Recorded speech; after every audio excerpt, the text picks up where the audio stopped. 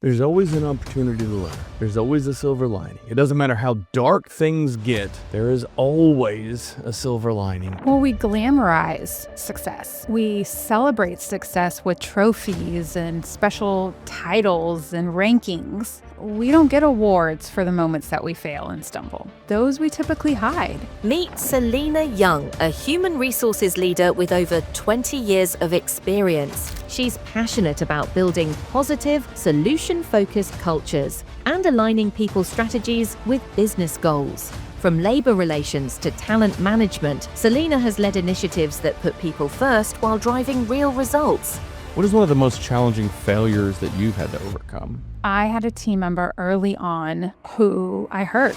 I hurt her feelings pretty bad. My company was going through a big restructuring, and I thought that the most important thing was to focus on the process. And after a team meeting that I thought went really well that day, she pulled me aside, made me aware that I had made her feel like another item on the checklist. Undeveloped leaders have this tendency to push blame. When the pressure comes from above, oh, well, that's Chris's fault. That's Sally's fault. That's not mine. You're not protecting your team. You're not protecting yourself. You're sending a message to the organization that you're an undeveloped leader, that you don't know how to be in the role that you're in today. What's one of the biggest lessons in leadership that you've learned? People over process. The processes will fail every time if you don't understand and you don't consider how the people are absorbing it and if it's going to work for them. How is it going, ladies and gentlemen? This is Sean Barnes. I want to welcome you back to The Way of the Wolf. Our guest today is Selena Young, and we are going to be having a great conversation about leadership. Welcome to the show. Thank you, Sean. So happy to be here with you.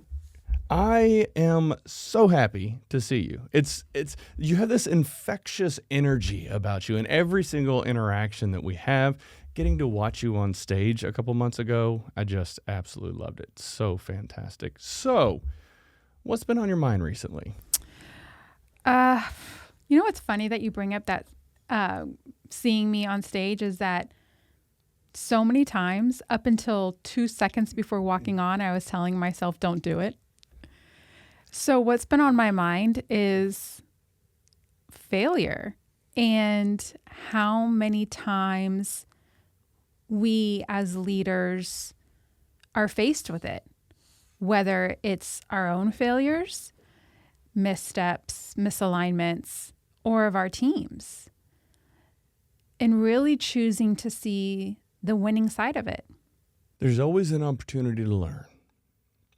There's always a silver lining. It doesn't matter how dark things get, there is always a silver lining. I spent far too much of my life just focused on the darkness, angry and frustrated. Why didn't I get the promotion? Why is he getting paid more than me? He's an idiot, and like on and on.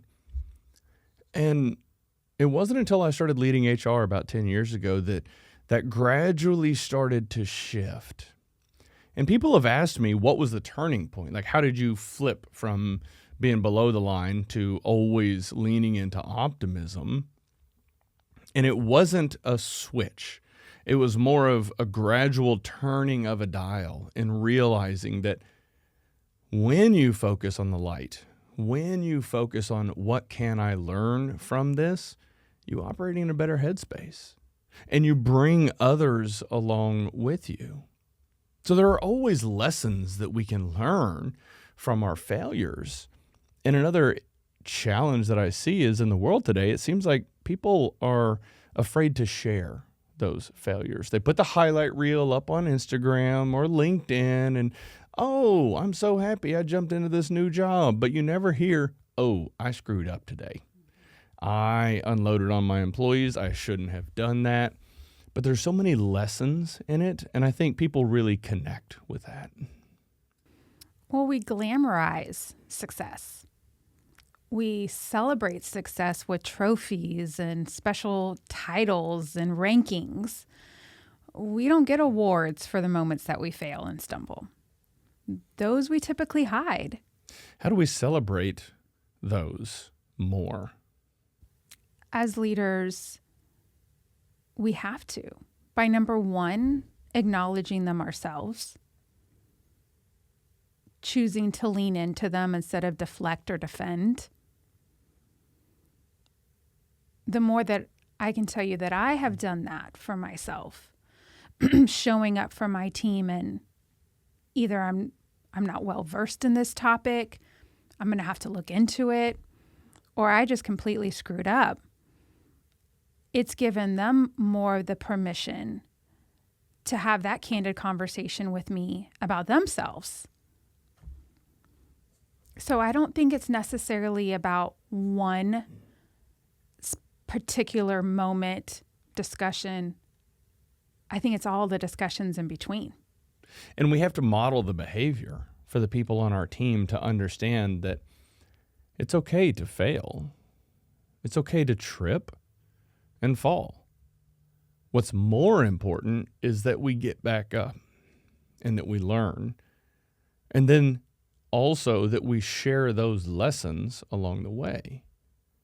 And I think if we were to kind of model this out, we have to learn all of these skills and traits, whether it's leadership or operations. You learn, and then once you learn enough, you start to earn more money. And then to bring it full circle, you return. You give those lessons away. You share it with as many people as possible and help set them up for success. Not everybody operates with that mindset. There are some people that they get to learn and earn and then they hoard it at the top. And those aren't usually the strongest leaders. They might get things done on a short timeline or sprints, but people aren't going to have staying power. They're not going to want to work for a leader like that on a longer time horizon. I can share with you, Sean, exactly what you're saying was a moment for me that was so impactful about the lessons of failure, was watching a leader of mine have a misstep, a really big one that was pretty public at our organization, and how that leader chose to respond was to just brush it under the rug and ignore it, while all of us were watching. And the frustration that I felt, the disillusion of nobody's going to say what actually happened, was so baffling to me and really resonated to me with, that's not who I want to be.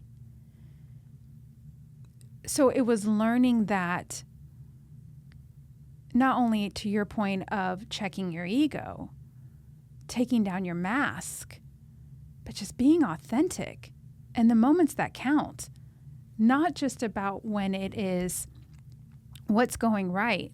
It's even more important of when it's going wrong. I was at a conference a few years ago, and there was a lady that I met. Her name was Vanita.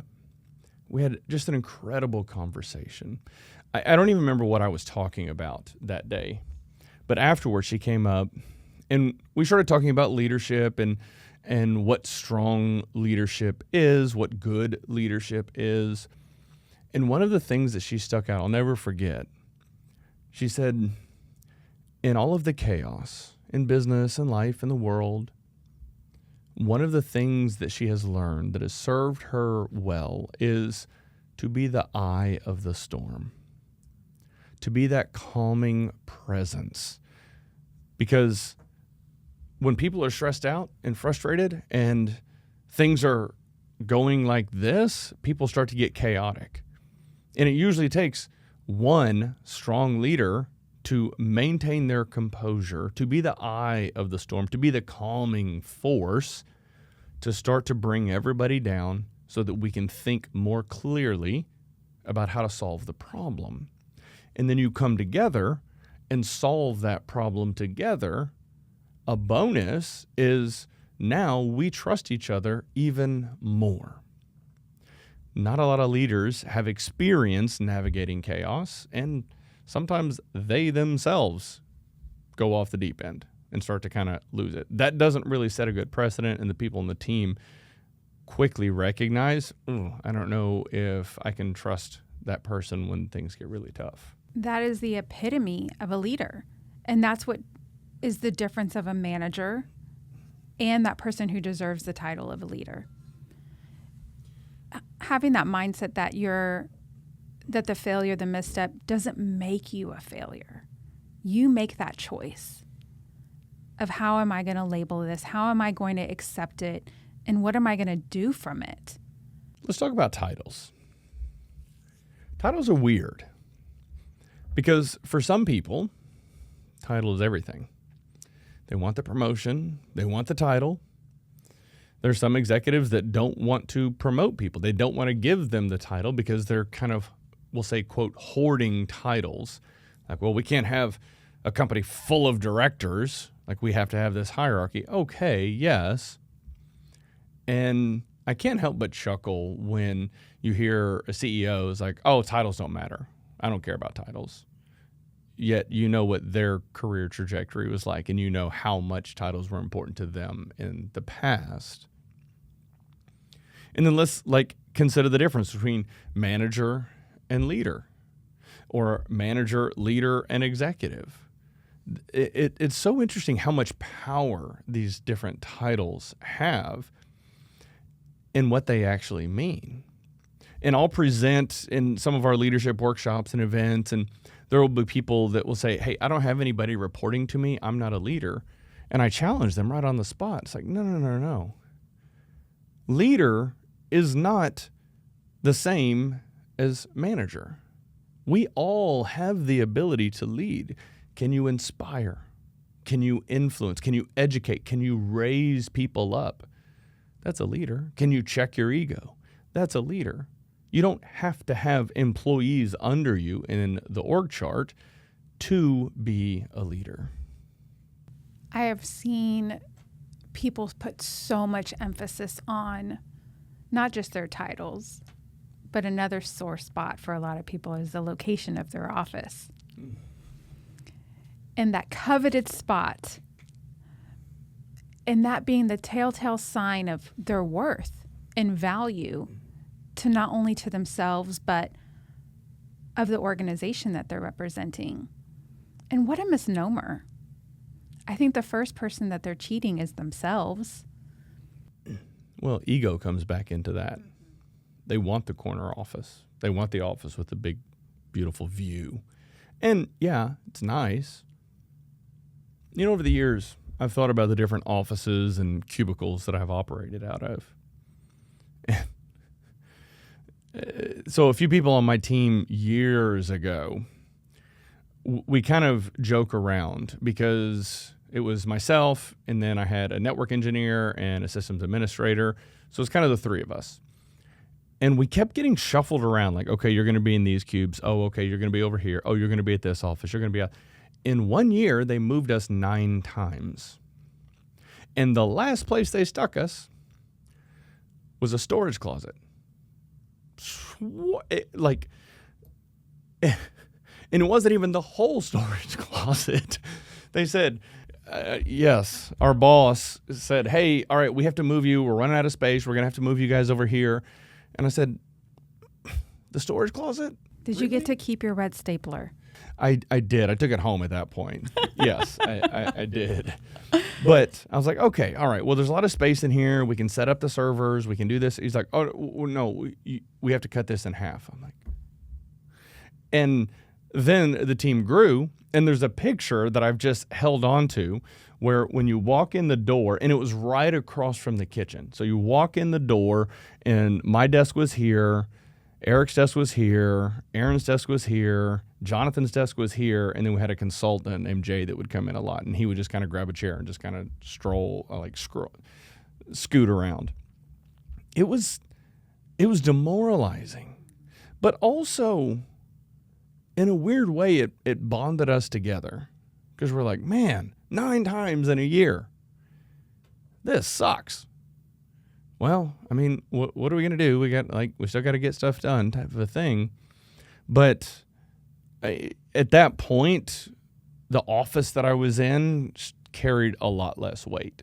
So much so that whenever I got to where I was leading all of the corporate functions and ended up having the corner office, I actually felt kind of awkward. Like it felt weird.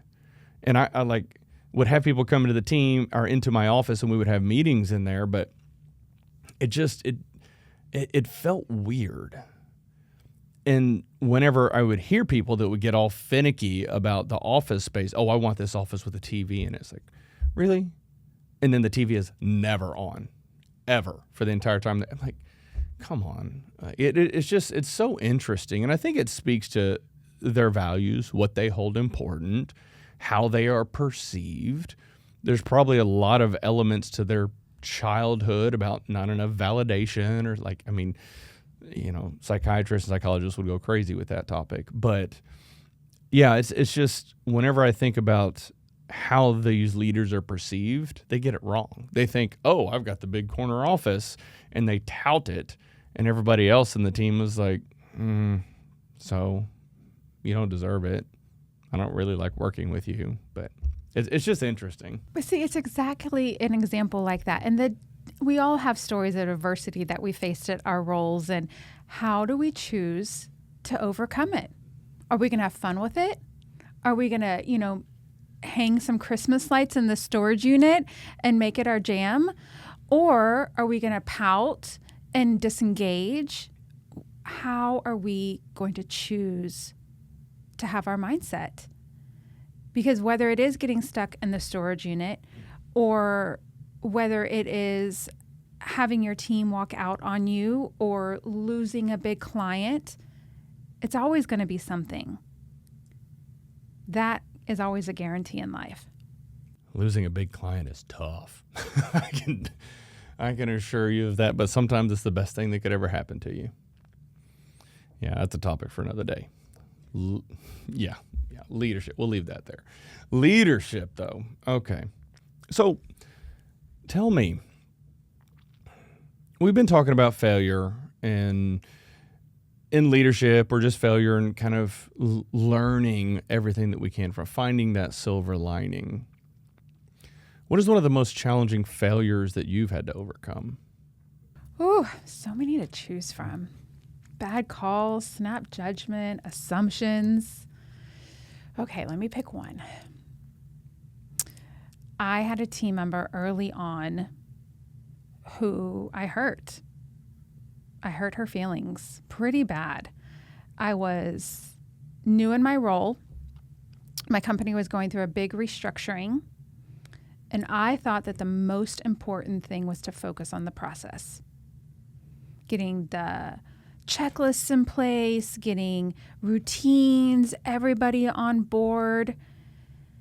And after a team meeting that I thought went really well that day, she pulled me aside and calmly, respectfully, made me aware that I had made her feel like another item on the checklist. And it stung. I think those were even her exact words. In the moment, the Rolodex of defense excuses that I wanted to say to her were flipping through my mind. But quite honestly, I was silenced by her statement to me, her bravery. And in that moment, chose to listen to her and ask her, what is it that I should be doing differently? And I candidly asked her that because I sincerely didn't know.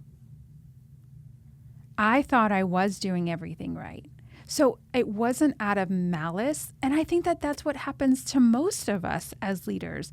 We don't go in there just saying, well, I'm just going to mess up everybody's day-to-day with this. That's not how we come in. We think that we have all the right intentions. We also often think we have all the answers.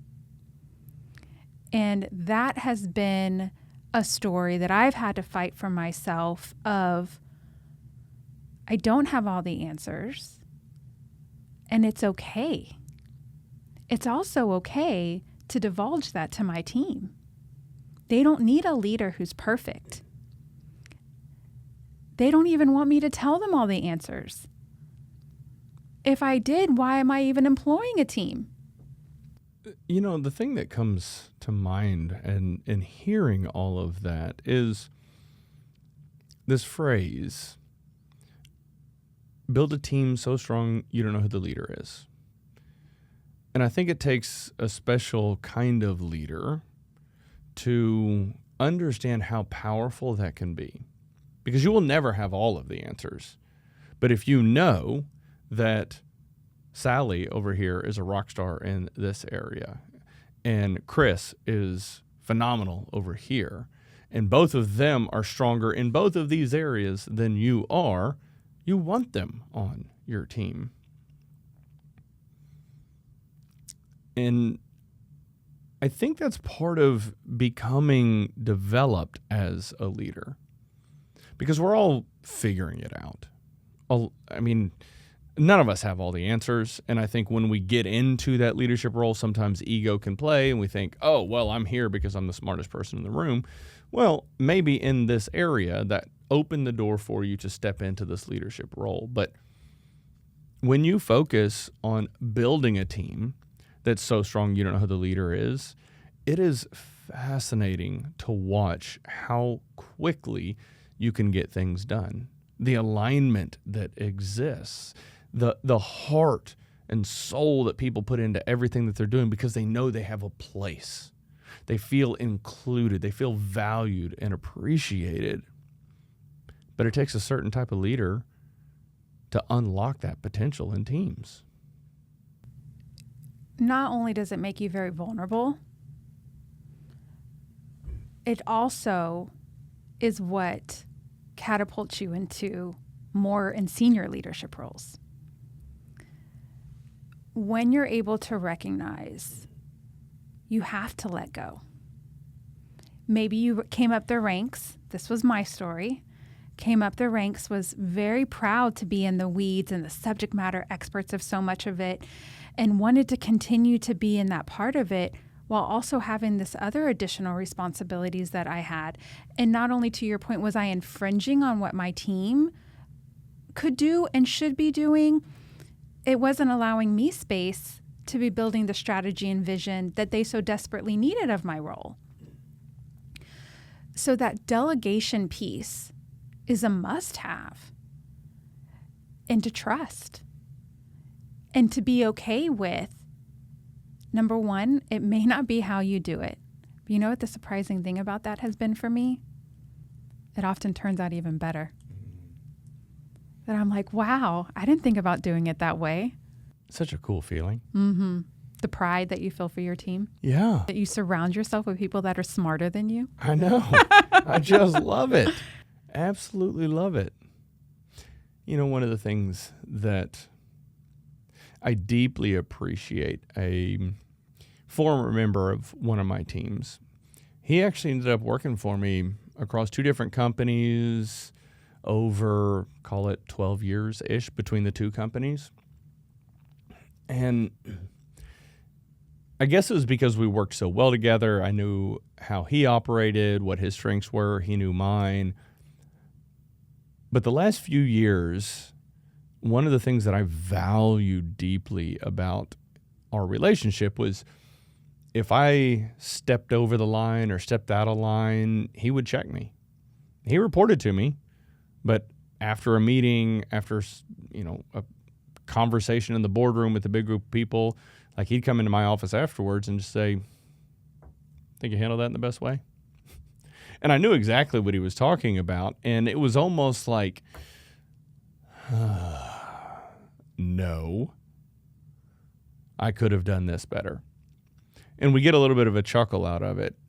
But I think it speaks to, one, I was aware of it, but sometimes there's so much pressure and so much stress that we kind of slip over the line when we really shouldn't. Each time he would come to me and share that type of feedback, I always express sincere appreciation. Man, I cannot thank you enough for coming in here and having this conversation with me because I want to be better. You guys deserve for me to be better. Thank you. And it reiterates and reinforces that it's okay to have the uncomfortable conversation with your boss. Not all bosses are comfortable having those uncomfortable conversations. Now, the first few times he did it, I had this immediate response of excuse. And I wouldn't say anything. I'd have to just process for a second and then recognize that he was right. I think we have this ingrained response of we have to defend our actions. If you are truly self-aware, then you can control yourself, you can check your ego, you can calm yourself down and listen. Also a rare trait these days in leadership. Well, I think what's so important about your story that you told there is that that leader had to make you feel safe. They had to present it to you in a way that you felt this was to make you better. They weren't belittling you. It wasn't because they were getting joy out of pointing out what you did wrong. It was about saying, I'm showing up for you because I think so much of you that I only want to see you do better. Mm-hmm. Yeah. And you felt that from that conversation. Mm-hmm. And there are right and wrong ways in presenting it. For me, one of my challenges is leading with more curiosity. And I'm always working on that, trying to catch myself from making assumptions, judgments, without first understanding, looking to understand what that person's intentions were. How do we balance that with forward movement? And that is the challenge. The challenge of how am I going to keep my team focused on the task at hand while I'm also finding ways to develop them? There isn't a magic pill or answer because it's not a one-size-fits-all. And that was the biggest lesson that I had about my leadership, was that 10 years ago, it wasn't about the processes. It was about the relationships with my people, taking the time to get to know them, what made them tick, where were they wanting to go next, in each conversation building on that. It takes time, and you usually crawl for a while before you're up and running. But it's putting that work in on the forefront that you know you'll reap benefits from later. There's this movie that I always reference, 300, the Spartans, and Leonidas. In one of the scenes, he's holding his shield. The storm is coming through. The Persians are coming in, and he's holding his shield like this. And the reason that always sticks with me is because that's the role of a leader. There's always going to be pressure from above, customers, there's public perception. There's all of this pressure that comes down from above. And the strongest leaders are going to shield their team from that pressure. Now, it's also important that they bleed off some of that pressure so that they can experience bits of it at a time. Because if you completely protect them from everything, you're kind of doing them a disservice. We want to see, how much can I bleed off? How much of this can Chris take and handle and continue to learn and grow? How much of this can Crystal handle at this point in time? How much can she take on and still learn and grow? That is tough. That is one of the most challenging aspects of a leader, is to shield your team. But when you do, they see it. They appreciate it. They value it. They see the pressure and stress that you are under. And a lot of times they want to help. How can I help? How can I help? And then you give them opportunities to help.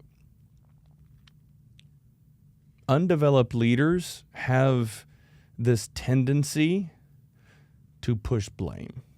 When the pressure comes from above, oh, well, that's Chris's fault. That's Sally's fault. That's not mine. You're not protecting your team. You're not protecting yourself. You're sending a message to the organization that you're an undeveloped leader, that you don't know how to be in the role that you're in today. That shielding component of a leader's responsibility it's a fine line. Because I've had team members tell me before that I'm lacking transparency. So I've learned more, instead of shielding, to filter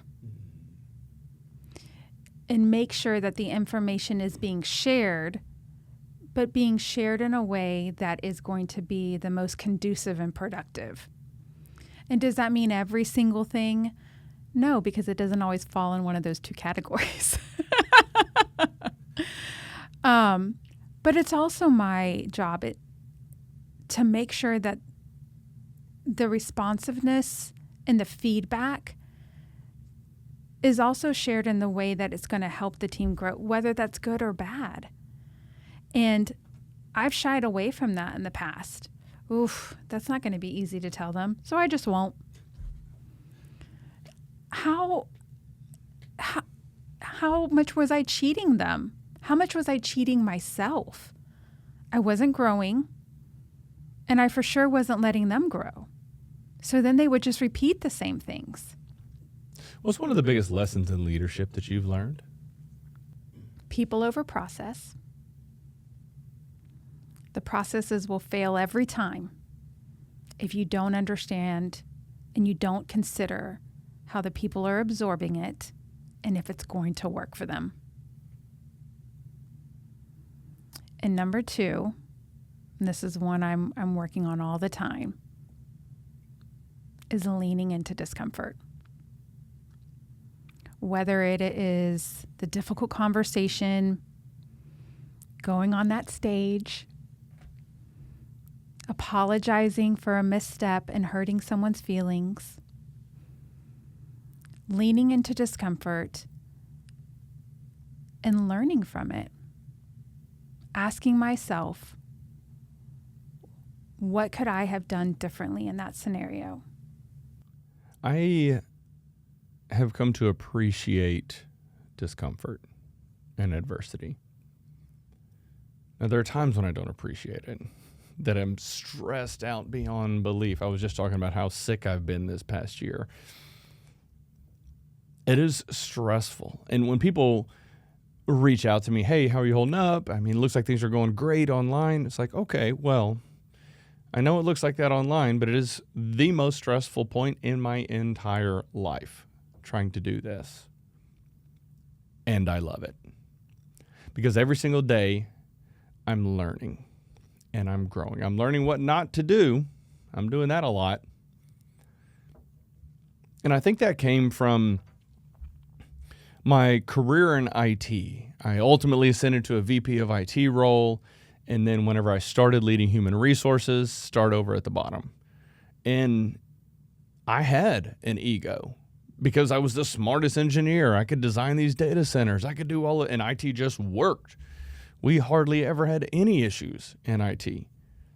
And then I step in and start leading HR, and the team was a mess. And I didn't know employment law. I didn't know payroll processes, didn't even understand my own benefits, let alone a plan for the company. And I quickly realized, oh, Sean's not as smart as he thinks he is. And that was a very challenging year in my life, having to basically go have conversations with every member of the HR team, the people that were fresh out of college and in an HR coordinator role, knowing more than I did, the VP over the entire team. And I think that's whenever I started to recognize how important it is to have those strong people on your team that are knowledgeable and experts. But it crushed my ego. And over time, I got pretty comfortable. I got a little bit more confident in HR. And then start an ESG group. Okay, how do we do that in oil and gas? Because oil and gas people don't care about ESG or DEI. Well, let's make it happen. And then again in safety and transportation and so on. And then starting a business. And when I look back, every time I started over at the bottom, it crushed me, but I also continued to learn. And I'm not an expert in any of those domains, but I have a greater depth of knowledge. in many of them. And I can walk into a lot of rooms and have a conversation with kind of anybody that's in the room and somewhat know what I'm talking about. And I think that's the power of getting comfortable stepping out of your comfort zone. And also, this podcast is a perfect example. A mentor of mine, I was sharing with him one day in the gym, just saying, hey, I've learned all these lessons in leadership, and I'm trying to figure out, like, how do I share them with more than just my team? And he said, start a YouTube channel. And I was like, because I was still the introvert at that point in time. And he just kind of looked at me and cocked his head. And I was like, okay. So I thought about it, and said, next time I saw him in the gym, okay, I'm going to do a podcast. I'm going to do an episode every 2 weeks. And he's like, you're going to change the world every 2 weeks? Once? Okay. And the first year of episodes were just horrible. I didn't know how to have a conversation with people. I was like, all right, next question. All right, Selena, what about that? Okay, Selena, great answer. What about that? But whenever I share that story with people, whenever I share how I was deathly afraid to step on stages and speak in front of people, nobody believes it.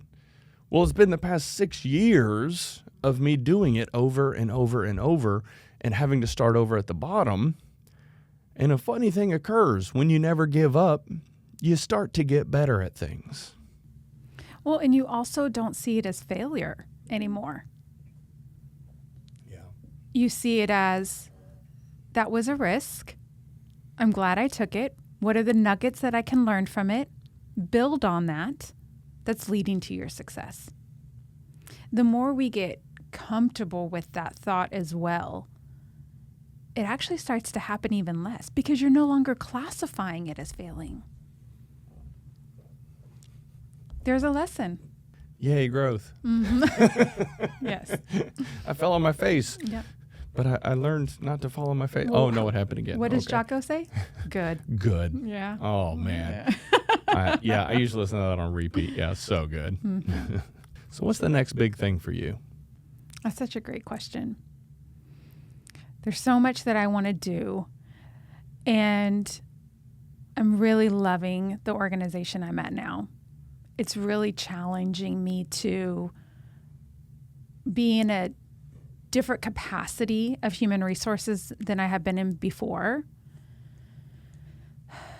The most important thing, though, is learning more from my team and helping my team become who it is that they want to be. For me, that's my success. Have dreams so big they can contain the dreams of everybody around you. I love that. Yeah.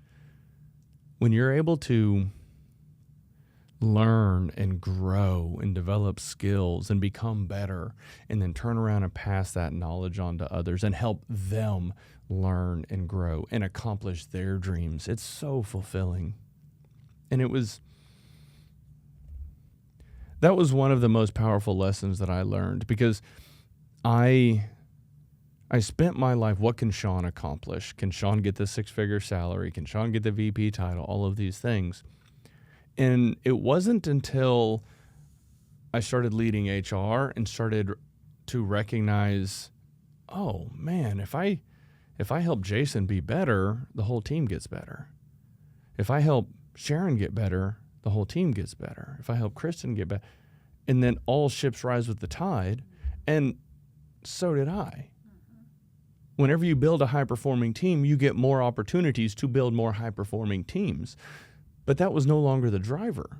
It was the fulfillment that came from lifting other people up, for helping them understand how to step into their greatness. And that was one of the most fulfilling things, and it's deeply ingrained in me and everything that we're trying to build with Wolf Executives now, trying to develop as many people as possible so that they can develop more people and change as many lives as possible. The challenge of trying to do that for your team members individually is doing just that. It's developing you along the way. Yep.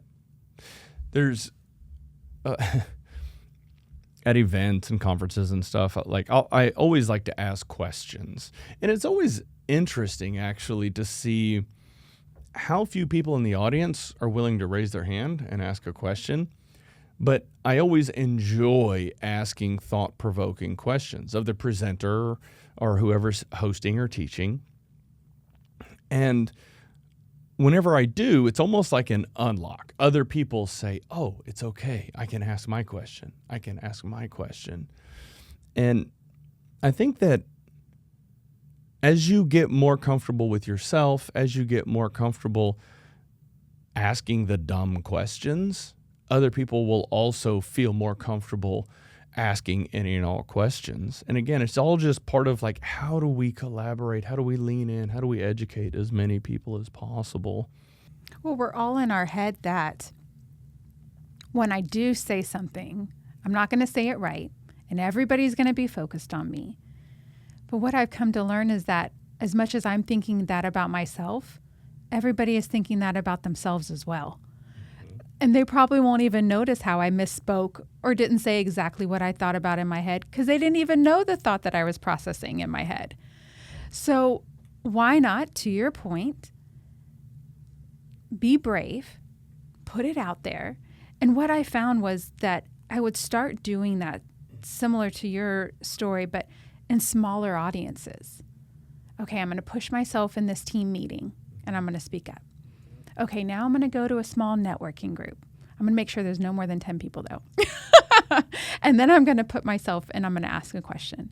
All right, next I'm going to go to, and I kept building.